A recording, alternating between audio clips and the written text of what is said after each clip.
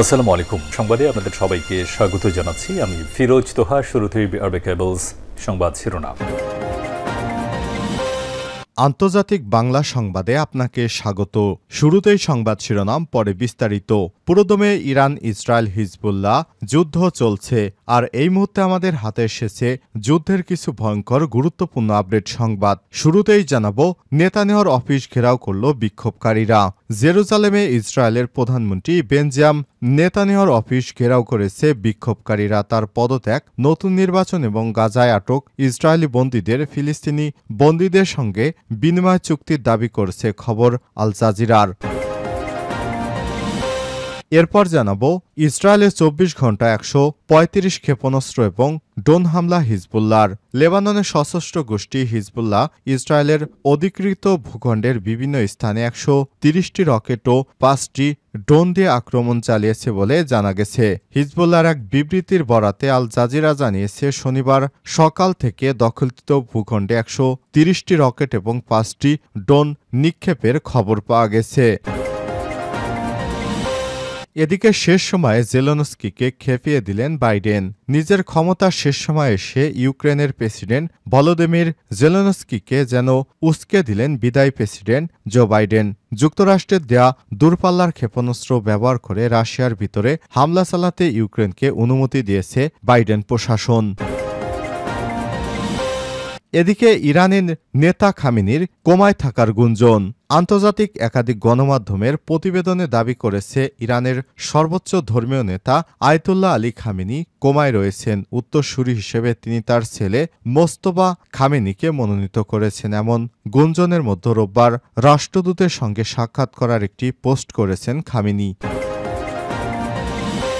এবং সর্বশেষ জানাবো, শতাধিক বিদেশিকে মৃত্যুদণ্ড কার্যকর করল সৌদি আরব। বিচারিক প্রক্রিয়ায় বিশ্বের যেসব দেশের মৃত্যুদণ্ড কার্যকর করা হয় তার মধ্যে অন্যতম সৌদি আরব। দেশটির কঠোর আইনে প্রায় মৃত্যুদণ্ড কার্যকর করা হয়ে থাকে। চলতি বছরে তারা শতাধিক বিদেশি মৃত্যুদণ্ডকে কার্যকর করেছে।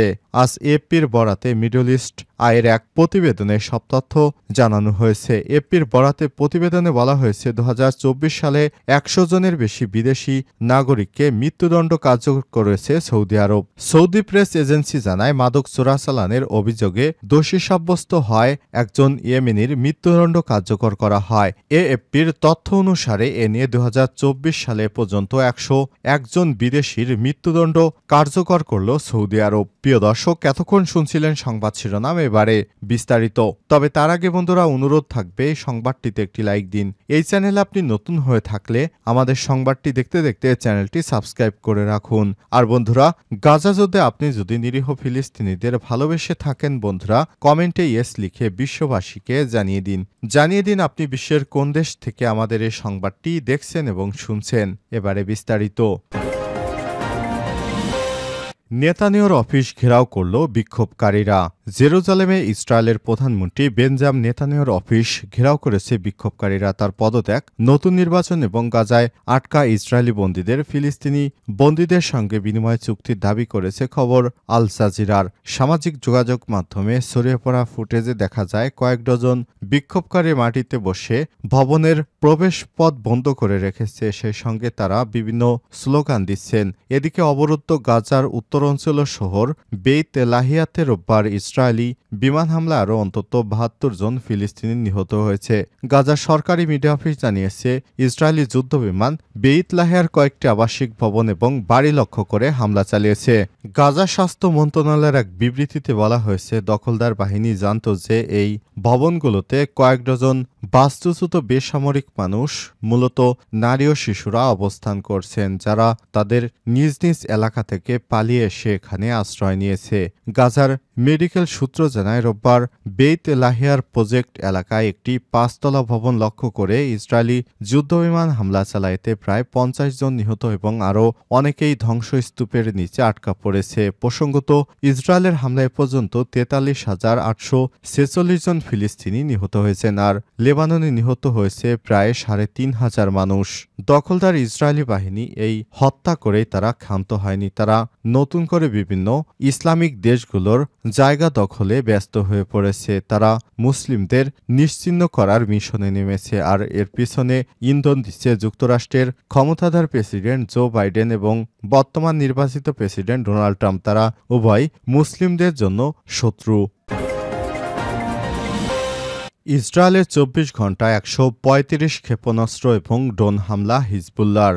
লেবাননের সশস্ত্র গোষ্ঠী হিজবুল্লাহ ইসরায়েলের অধিকৃত ভূখণ্ডের বিভিন্ন স্থানে ১৩০টি রকেট ও ৫টি ড্রোন দিয়ে আক্রমণ চালিয়েছে বলে জানিয়েছে। হিজবুল্লাহর বিবৃতির বরাতে আল জাজিরা জানিয়েছে, শনিবার সকাল থেকে উত্তরের দখলকৃত ভূখণ্ডে ১৩০টি রকেট ও ৫টি ড্রোন নিক্ষেপ করা হয়। ইসরায়েলি মিডিয়ার নিউজে বলা হয়েছে, লেবানন থেকে দখলকৃত ইসরায়েলি ভূখণ্ডে রকেট হামলার পর হাইফা এবং আকরা শহরে জোরালো বিস্ফোরণের শব্দ শোনা গেছে। অন্তত ৬ জন আহত হয়েছে। এদিকে হাইফার বিস্ফোরণে বিদ্যুৎ বিভ্রাটের সৃষ্টি হয়েছে, ফলে শহরের কিছু অংশ এখনও অন্ধকারে ডুবে আছে। ইসরায়েলি চ্যানেল ১৪ জানিয়েছে, এই আক্রমণে হাইফা অঞ্চলের বেশ কিছু ভবন এবং যানবাহনে ব্যাপক ক্ষয়ক্ষতি হয়েছে। অন্যদিকে হিজবুল্লাহ এক বিবৃতিতে জানিয়েছে, তাদের যোদ্ধারা শামা শহরের পূর্ব উপকণ্ঠে ইসরায়েলি বাহিনীর একটি মার্কাভা ট্যাঙ্ক লক্ষ্য করে গাইডেড মিসাইল দিয়ে আক্রমণ চালিয়েছে, যার ফলে ট্যাঙ্কটি ধ্বংস হয়ে যায়। এছাড়াও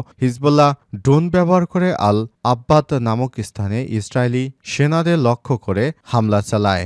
ইসরায়েল ২০২৩ সালের ৭ অক্টোবর গাজা অঞ্চলে যুদ্ধ শুরু করে। এরপর থেকেই হিজবুল্লাহ ইসরায়েলি অঞ্চলগুলোতে একের পর এক হামলা চালাতে থাকে। পাল্টা হিসেবে ইসরায়েলি বাহিনী হামলা চালায়। এতে এ পর্যন্ত ৩,৪৫২ জন লেবানিজ নিহত এবং ১৪,৬৬৪ জন আহত হয়েছে। শেষ সময় জেলেনস্কিকে খেপিয়ে দিলেন বাইডেন।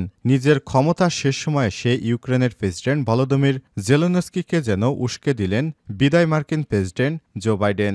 যুক্তরাষ্ট্রের দেয়া দূরপাল্লার ক্ষেপণাস্ত্র ব্যবহার করে রাশিয়ার ভেতরে হামলা চালাতে ইউক্রেনকে অনুমতি দিয়েছেন বাইডেন প্রশাসন। সোমবার ১৮ নভেম্বর বার্তা সংস্থা রয়টার্সকে দেয়া প্রতিবেদনে সব তথ্য জানানো হয়েছে। প্রতিবেদনে বলা হয়েছে, প্রায় ৩ বছর ধরে এ যুদ্ধ চললেও এতদিন মার্কিন অস্ত্র ব্যবহার করে রাশিয়ার ভেতরে হামলা চালাতে দেয়নি বাইডেন, কিন্তু ক্ষমতার শেষ সময়ে এসে অনুমতি দিলেন তিনি। বার্তা সংস্থা রয়টার্সের একটি সূত্রের বরাত দিয়ে প্রতিবেদনে জানিয়েছে, আগামী কয়েকদিনের মধ্যে রাশিয়ার ভেতরে দূরপাল্লার মিসাইল ব্যবহার করে হামলা চালানো হবে। তবে হোয়াইট হাউস এ ব্যাপারে মন্তব্য করতে অস্বীকৃতি জানিয়েছে। অবশেষে নবনির্বাচিত প্রেসিডেন্ট ডোনাল্ড ট্রাম্প ক্ষমতা গ্রহণের ২ মাস আগে ইউক্রেনকে সেই অনুমতি দিল বাইডেন প্রশাসন। এদিকে ইউক্রেনীয় সেনাদের বিরুদ্ধে লড়াই করতে কয়েকদিন আগে উত্তর কোরিয়া সীমান্তে সেনা মোতায়েন করে রাশিয়া। এরপর যুক্তরাষ্ট্রের পক্ষ থেকে এই অনুমতি দেওয়া হলো। যদিও ট্রাম্প বলছে, তার প্রথম কাজ হবে ইউক্রেন রাশিয়া যুদ্ধ বন্ধ করা। ইরানের নেতা খামেনির কোমায় থাকার গুঞ্জন। আন্তর্জাতিক একাধিক গণমাধ্যমের প্রতিবেদন দাবি করছে, ইরানের সর্বোচ্চ ধর্মীয় নেতা আয়াতুল্লাহ আলী খামেনি কোমায় রয়েছেন। উত্তরসূরি হিসেবে তিনি তার ছেলে মোস্তফা খামেনিকে মনোনীত করেছেন। এমন গুঞ্জনের মধ্যে রোববার রাষ্ট্রদূতের সঙ্গে সাক্ষাৎ করেছে একটি পোস্ট করেছেন খামেনি। নিউ ইয়র্ক টাইমস গত অক্টোবরে খামেনিকে গুরুতর অসুস্থ বলে একটি প্রতিবেদন প্রকাশ করেছে। এরপর বেশ কিছু মিডিয়া সম্প্রতি দাবি করেছে ৮৫ বছর বয়সী খামেনি বর্তমানে কোমায় রয়েছেন, যে কারণে তিনি ৫৫ বছর বয়সী ছেলে মোস্তফা খামেনিকে একটি গোপন বৈঠকে তার উত্তরসূরি হিসেবে মনোনীত করেছেন।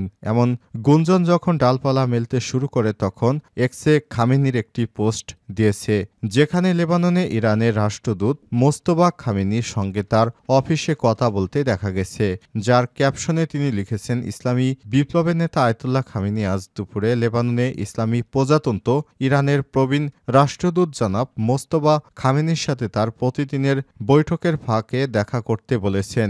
এর আগে গত সেপ্টেম্বরে লেবাননে ইরান সমর্থিত হিজবুল্লাহ গোষ্ঠীকে ব্যবহৃত পেজার এবং ওয়াকিটকি দিয়ে বিস্ফোরণে আহত প্রায় ৩,০০০ জনের মধ্যে আমানি ছিলেন। সেই হামলা অন্তত ৩৯ জন নিহত হয়। সেই হামলার জন্য ইসরায়েলকে দায়ী করে আসছে ইরান এবং হিজবুল্লাহ। এদিকে গত মাসে ইসরায়েলের ১৮০টি ক্ষেপণাস্ত্র নিক্ষেপ করেছে ইরান, যা জানিয়ে গত 5 অক্টোবর বক্তৃতায় ইসরায়েলের বিরুদ্ধে ফিলিস্তিন এবং লেবাননের আন্দোলনকে সমর্থন জানিয়েছেন তিনি।